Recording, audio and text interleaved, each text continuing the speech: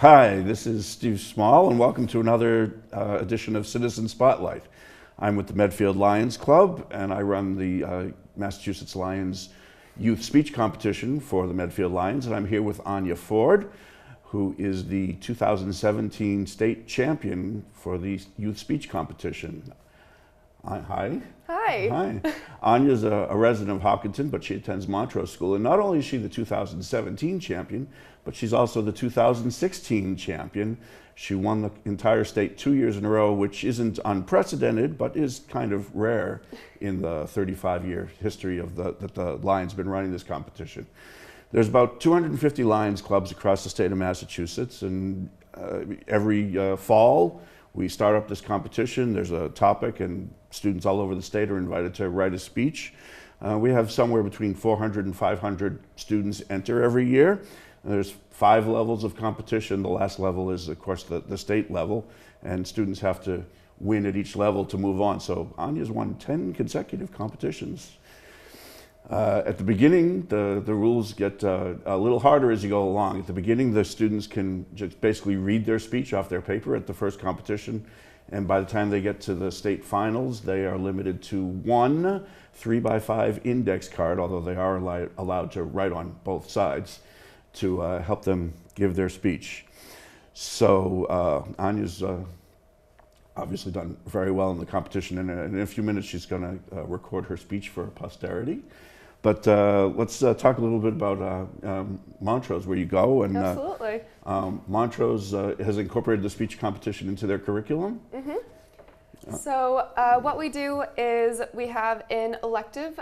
This year it's called debate. Last year it was speech lab. So this year what ended up happening was there were a group of 5 girls in this class, and we each wrote a speech for the topic and gave the speech in our class. And then it was optional whether or not we wanted to go on to the town level. And 2 of us decided, including me, 2 of us decided that yes, of course we did want to go. Sure. And here we are. So there, 5 students wrote speeches at Montrose this year. I think last year didn't a whole class. Yeah, it changed up a little bit. Last year it was an assignment for my entire grade, and so everyone ended up writing a speech, and then our teacher chose the top 5 to then continue on to the town level. And this year it was optional. So. Oh yeah, well we'll have to get it back to being mandatory next year. I'll have to work with the teacher next year. So the topic this year was being politically correct. Is it taken too far? Yeah. There were a lot of interesting speeches that we heard. Yeah, that was one of my favorite parts, I think, is hearing everyone else's ideas, because before we get to hang out, we're sequestered for a little while in a room by ourselves. And so we get to hang out and kind of talk to one another and see what each other's opinions are. And then we get to hear each other's speeches. And I think it's really interesting because everyone's very respectful, but we all have very differing opinions. And so I think it's a really great environment to share our beliefs in. Yeah. I think we heard everything this year from yes, absolutely, it's been taken too far, we shouldn't do it at all. And then I remember one speaker who was, oh my goodness, it isn't nearly taken far enough. Yep. Yeah. And I think it would be fair to say you sort of came down in the middle. Yeah. No enemies here. All right. Well, maybe now would be a good time to record your speech. Absolutely. Okay. Breaking news. The word Christmas is banned in elementary schools across San Juan Unified District in California. Director of Communications Deirdre Powell states that the policy is designed to protect all students and make them feel safe in their environment, adding, "Not everyone is a Christian. We're using public funds, so we can't endorse Christmas." San Juan is not alone in this ban. The Thomas More Law Center is suing New York City public schools for a discriminatory holiday display policy. According to the lawsuit, the policy prohibits nativity scenes, but encourages the Jewish menorah and Islamic star and crescent. How has the name of a holiday celebrating love, family, and community become an example of censorship? Political correctness. The avoidance of certain forms of expression or action that are perceived to exclude or insult groups of socially disadvantaged people. Thank you, Merriam-Webster. Political correctness has become something of an obscenity. Those who use it seriously are mocked, and those who mock are attacked.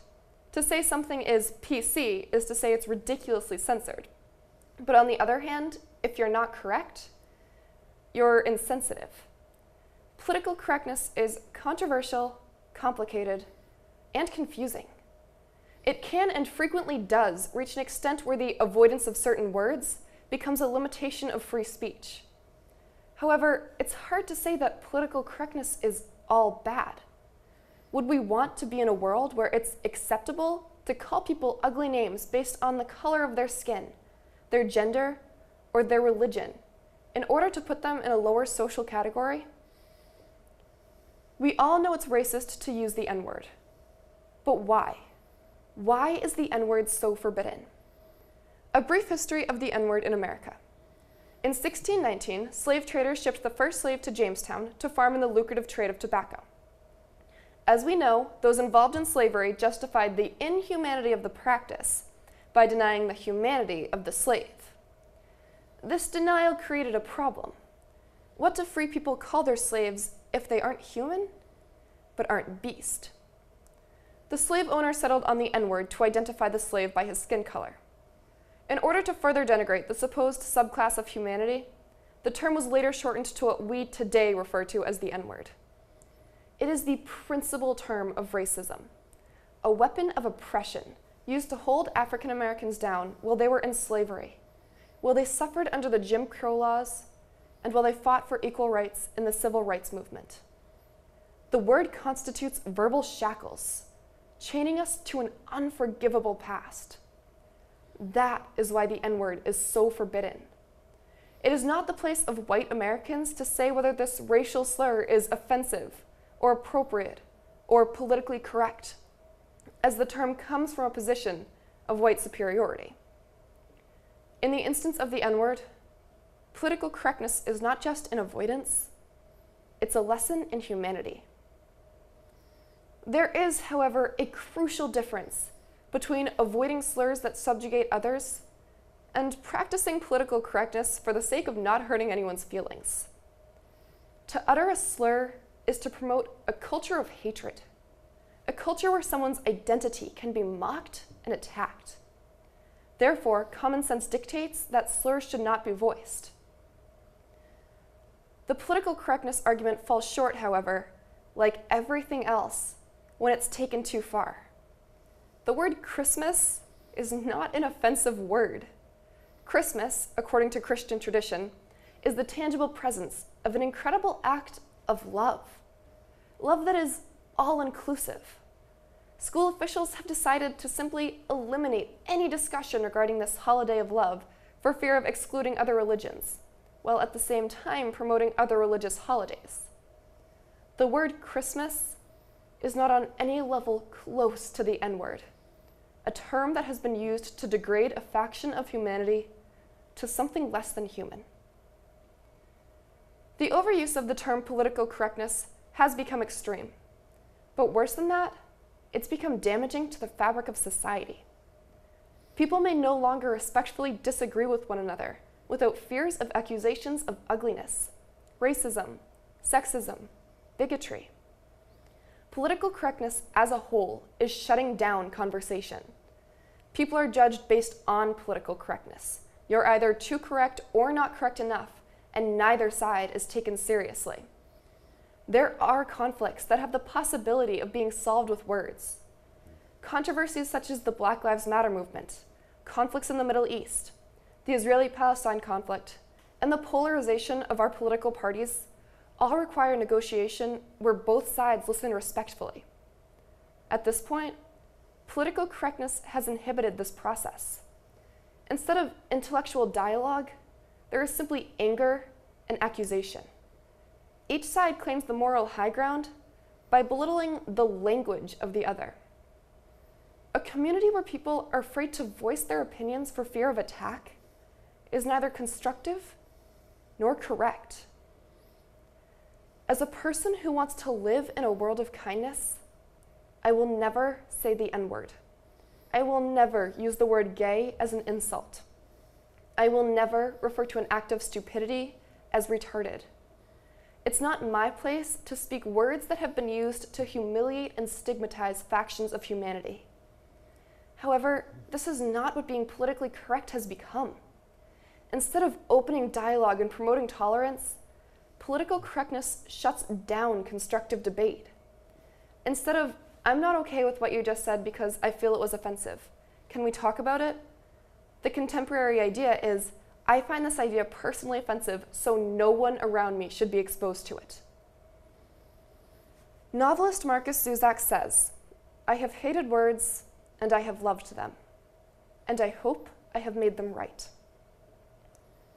My words express what I stand for, and I want to be on the side of what's right, not just correct.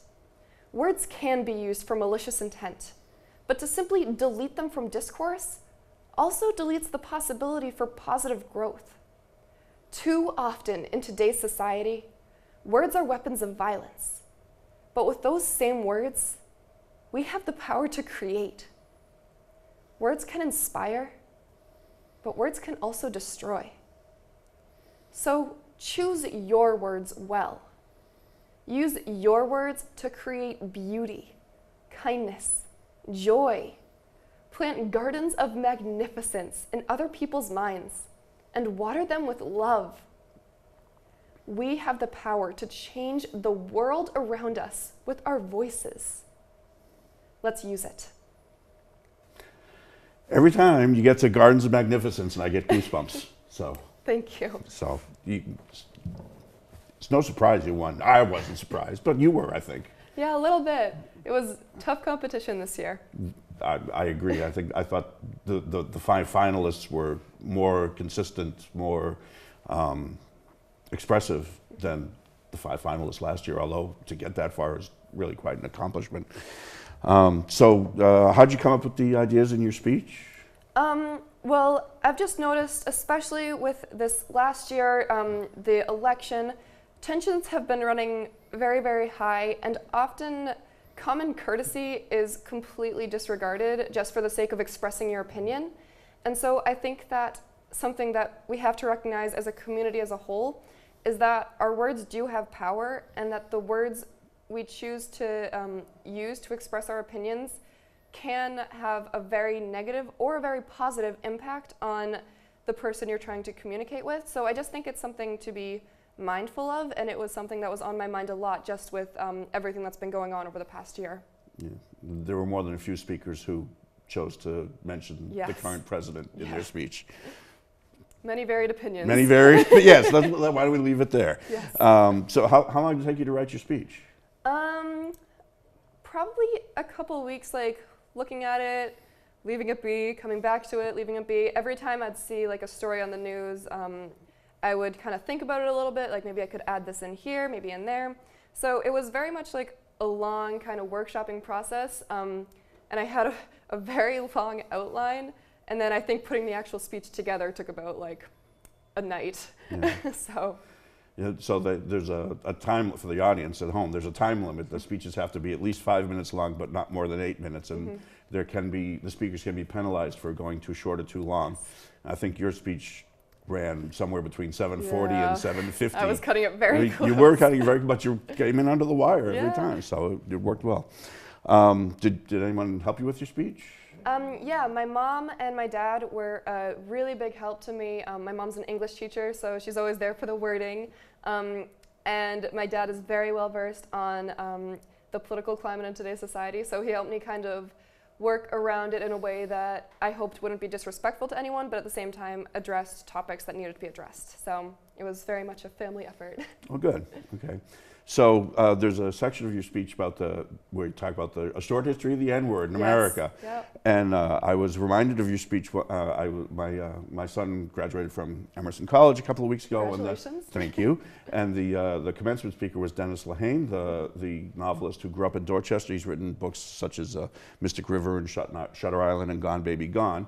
And during his speech, he was telling about the evening when he was a child riding in the back seat of the car, and his family turned onto Broadway in South Boston and found themselves in the middle of a riot that had broken out over the order to do forced busing in Boston. And he was reporting what he heard as he was riding in the backseat of the car, and a whole bunch of people were shouting racial slurs, including the N-word, and he repeated them, but he didn't say they were shouting N-word, etc. He actually used the word. Emerson has quite a diverse student body, and there was an audible murmur in the crowd when he reached that part of the speech, and he actually came out the day after the graduation and apologized for using the word. But I thought I'd get your take on that. Well, I think it's a very complex issue. There's so many different perspectives. I'm obviously a white girl. I've grown up in a lot of privilege, and I want to recognize that privilege. And so I've never experienced anything close to what African Americans across the country have. So I think it's important to recognize that I have privilege based on the color of my skin. I have that privilege through nothing I've ever done. It's just by virtue of who I am and how I was born. And so I think that it's a very contentious issue and a hot button topic today, simply because sometimes it's difficult for people to recognize that privilege. And I think that using the N-word, if you are not African American, is not permissible, really, simply because you don't have the background associated with that. And I understand that it's coming from, it wasn't him saying it and it wasn't him expressing his beliefs on the topic, but by virtue of the words coming out of his mouth, he is, this is a hard question. Yeah, they can't be all softballs. Yeah, I think he's not aligning himself, but using a word that has been used to take down a group of people. And these people, I think, are trying to reclaim this word for their own benefit, which I think is very admirable. But I just don't know if it's acceptable for someone who doesn't have that history behind it and who can never understand the history behind it, simply because they weren't born into it. So I just don't think it's quite all right for someone who doesn't understand fully the emotional impact behind it to use it. And that's my take on the matter. Everyone has different opinions on it. So.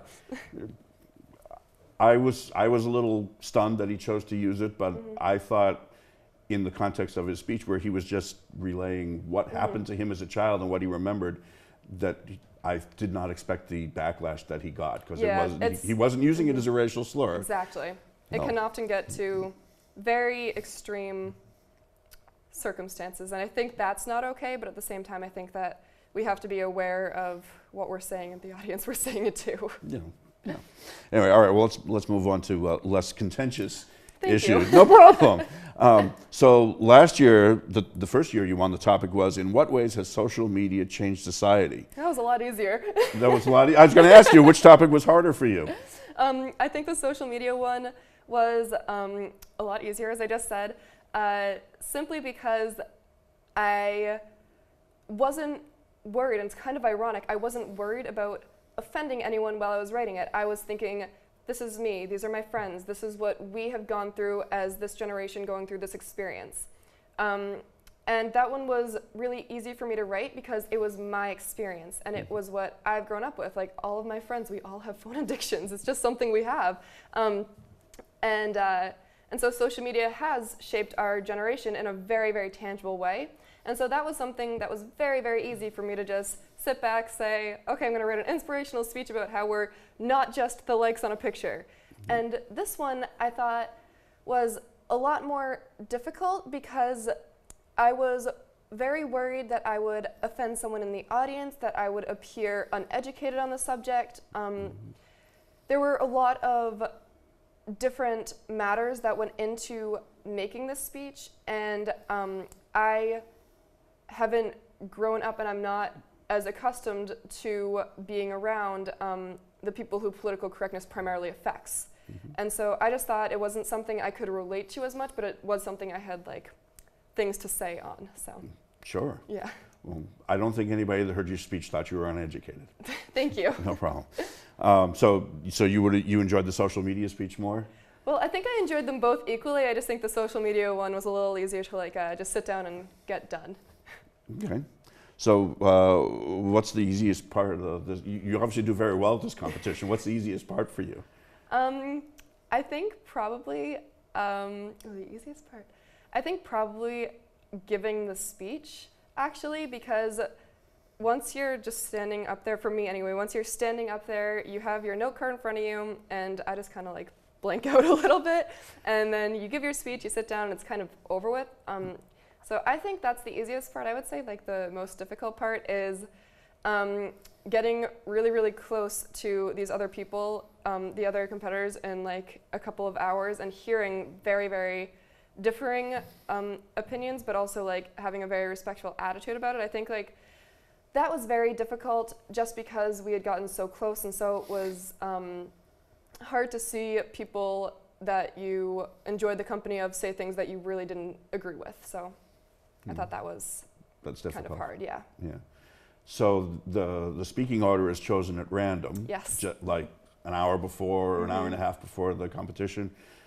Is it better, do you enjoy speaking near the beginning or speaking near the end or somewhere in the middle? Or? Well, thanks to your advice, I have found that I prefer speaking first because I like to get it over with, but I find that I am more at ease and more confident when I'm going last because I can see what everyone else has done, so I can kind of compare myself not against them, but like with them almost to see like, oh, we agree on this, we can talk about that later. So it kind of it sets me at ease a little bit, and then I don't know. Yeah. So is there horse trading after you draw the numbers? No, we're not allowed. No? Oh, okay. I'm sure there would be. Yes, I imagine there would be. Did you find the competition harder this year or last year? I think this year, mostly again because of the subject matter. So I think that it's hard not to have a bias and not to like have an audience reaction to the very different the different opinions people take on the subject. And so I thought it was harder this year both to hear the speeches and be in the competition because you had to find kind of like that perfect middle line where you wouldn't offend anyone, but at the same time you were making a point. So. Okay. All right. Well, so moving on. Okay. So obviously you're involved with speech at Montrose. I am on my speech club. Yeah. What other activities do you pursue at Montrose? I am a pillar, that's how we do leadership at National Honor Society. I represent character. What else do I do? I founded and captain our varsity volleyball team. I'm on our varsity softball team. I am the catcher and third base. And I'm not sure. I was expecting this one. Well, and I know at one of the competitions this year you're wearing an air cast from a Yes, that's from my volleyball. That was the sports injury. I play on a club outside of my school as well. Okay. So future aspirations? Well, I'm a junior, so I've started looking at colleges and whatnot. Yeah. I am looking at the business field, international business preferably, so I can travel. And I am also looking into the military. I think it's important to serve your country in whatever way you can, and so I was thinking the military would be a good way for me to do that. And just have a generally fulfilling life, I would think would be a big goal. Okay, that's fair. Yeah. Yeah. So we want to mention that this has been reasonably lucrative for you. Yes. I mean, without going into I details. would very much suggest it for anyone who likes to make connections and money. I know the winner of the state competition, the state committee publicizes on their website that the winner gets $1,500, but you got to check at every level. I did. You did. And the Lions are also going to make a donation in your name to Rosie's Place. Very, very generous. Yeah. In honor of your championship again. So you already said you'd recommend that other students get involved? Absolutely, yeah. It's been such a great experience. I've gotten to meet so many people with so many different opinions and from so many different lifestyles. I think the biggest advantage to me at this point in my lifetime, in my life, is to meet all of these different people, both Lions and the other students. I've met so many very, very interesting people from the military, from business, all walks of life. And I just think it's great to have those connections and be able to reach out whenever you need it. So I think it's such a great community. So. Good. Okay. I haven't asked you this yet. Oh. What about next year? Ooh. I know you're going to be a senior, lots of demands on your time. Yeah. Are you thinking of entering again next year? Or? Yeah, I have to think about it a little more once it gets closer, Sure. but I would love to. There's going to be a lot of demands on the time, but Yeah. I would very much like to. We're trying to get my little brother to do it too. So. Okay. Is what he was a freshman this year? Yes. Yeah. At Okay. St. Sebastian's. St. Sebastian. Okay. Anyone you need to thank publicly before we sign off? Well, I would just like to thank my mom and my dad and my brother and sister and my grandparents who came to almost every single one. It was incredible to see everyone's support, and the support of my school backing me up has been just incredible. So I'd like to thank Montrose School and my family. Okay. Congratulations again. Thank you very much. This is Aine Ford, the 2017 and 2016 state champion of the Massachusetts Lions Youth Speech Competition. I'm Steve Small for the Medfield Lions, and this has been Citizen Spotlight. Thanks for watching.